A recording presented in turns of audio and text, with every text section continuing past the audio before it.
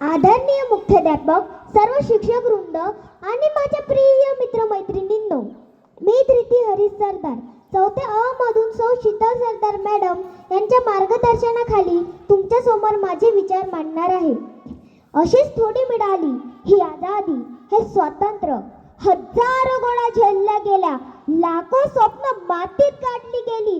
भारत मातेच्या लेकरांना कधी लाहोरच्या तुरुंगात बर्फाच्या लाद्यानं झोपवलं गेलं, तर कधी अंदमानच्या सेल्युलर जेलमध्ये पाण्याच्या एका थेंबासाठी तडफवलं गेलं.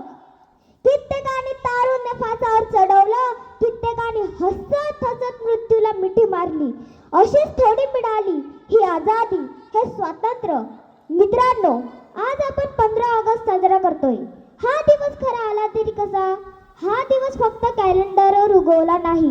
15 ऑगस्ट पर्यंत पोहोचण्याचा रस्ता 23 मार्च मधून गेला, ज्या दिवशी भगत सिंग, राजगुरू आणि सुखदेव हसत हसत फासावर चढले.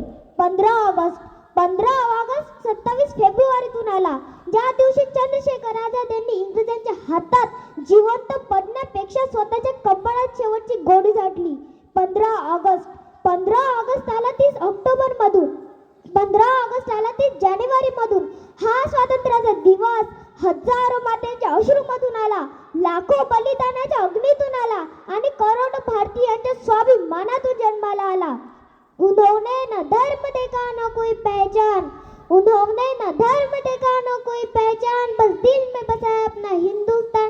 जो हंस कर चढ़ गए फांसी के द्वार, वही बने आजादी के असली आधार, वही बने आजादी के असली आधार. 1947 मध्ये भारत स्वतंत्र झाला आणि भारतीय म्हणून जगण्याची दिशा 26 जानेवारी 1950 रोजी संविधानाने दिली.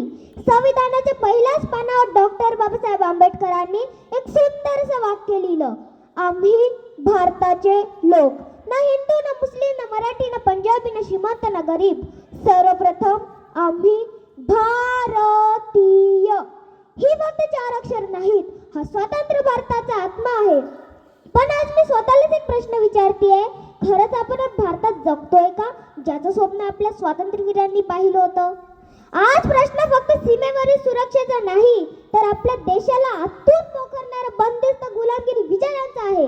जिथे विद्यार्थ्यांच्या भविष्यावर आजही प्रश्नचिन्ह उभं राहतं, जिथे महिला आजही सुरक्षित नाही, जिथे राबणारे शेतकरी हतबल आहे आणि युनिटी इन डायव्हर्सिटी ही भारताची ओळख असतानाही धर्म, जात, भाषेच्या नावावर माणूस माणसापासून दूर केला जातो.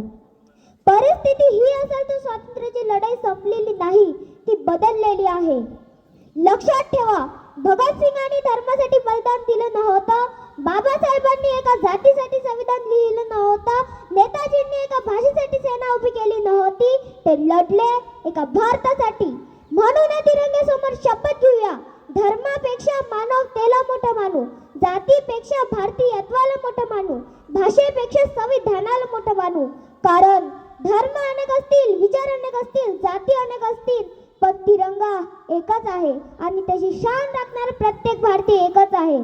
शेवटी पंजाब, सिंध, गुजरात, मराठा, द्राविड, उत्कल, बंग, पंजाब, सिंध, गुजरात, मराठा, द्राविड, उत्कल, बंग, अनेक रंगों में बसा है मेरे भारत का हर रंग, ना कोई छोटा ना कोई बड़ा, सबका एक ही ईमान है, एक तिरंगा एक वतन यही हमारी शान है, एक तिरंगा एक वतन यही हमारी शान है. सर्वप्रथम मी भारतीय आहे आणि शेवटच्या श्वासापर्यंत भारतीच राहील. जय भीम, जय भारत.